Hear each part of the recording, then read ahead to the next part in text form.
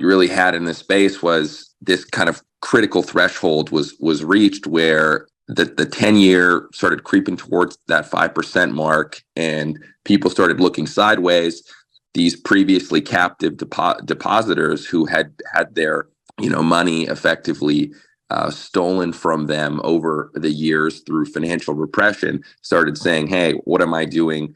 Having my money in this checking account or the savings account? I'm going to park it into money market funds, iSavings bonds, or Treasuries," and that catalyzes this big deposit flight. And these banks don't really have a good way to fund that deposit flight because it requires taking losses on these securities portfolios or loan portfolios, which have great credit, but they're underwater on a fair value basis. And be it the Fed discount window or the bank term funding program, those are very expensive costs of funds. And so that's why we've seen net interest income outlook, totally crushed.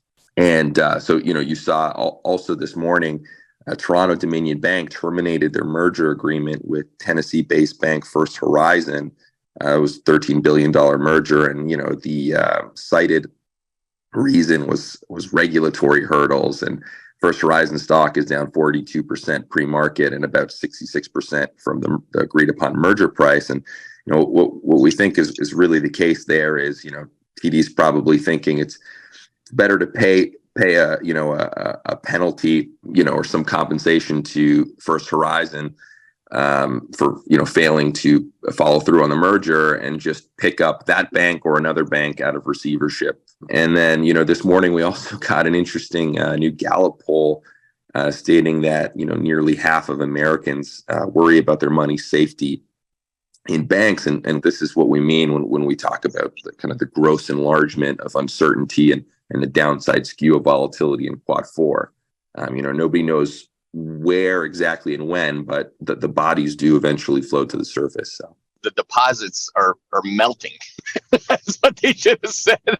Which is it's not funny. I mean, I feel bad for these people, but yeah, it's that 50% number too. This is essentially the way that behaviorally we thought it through.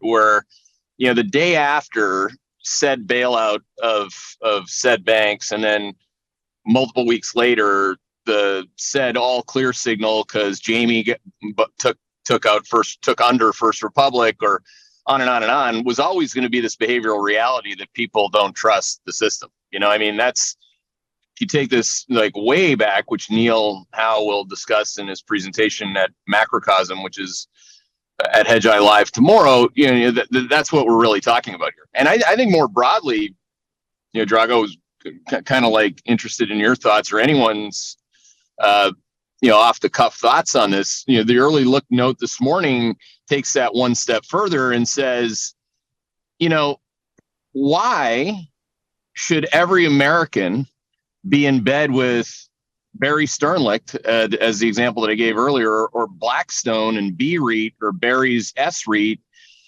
Like, why? Like, why do we have to do? Why does Powell have to cut interest rates? And yesterday he said he's not going to cut interest rates. Again, he said it. Now, the bond market will cut interest rates for him, but on the short end of the curve, why doesn't he just keep, the policy rate where he's at with no rate cut? I mean, that's basically what Wall Street's been struggling with now for a year, I'd say a year, right? They first started begging for a rate cut in Q2 of last year. And the bond market believed them because that's what we've been doing for, since Greenspan, is that, Wall Street would get, they'd cry, and then they'd get what they wanted, their bailout, and the people would get plowed. So any like God forgive them, a person that thought of having a savings account or teaching their kids how to save money at a risk-free rate, was essentially shot for dead, and the money was stolen in many regards for like 2 decades. I mean, so now, that's my question. I mean, generationally, you're a different generation than me. Like, do you wake? I mean, you're going to have a different answer. Obviously, this is not fair, but I mean, your friends, do they wake up wanting their bubbles back? Do they wake up wanting their real estate, their crypto, their B REIT? Do they really want that back?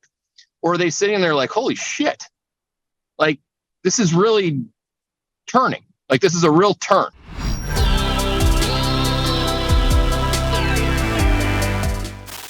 Hey there, Hedgeye Nation, or if you're not part of Hedgeye Nation, thanks for watching Hedgeye on YouTube. If you haven't already, make sure to click on the button below there. Subscribe to our YouTube page. You can also follow the link in the description to our website to get even more great investing content.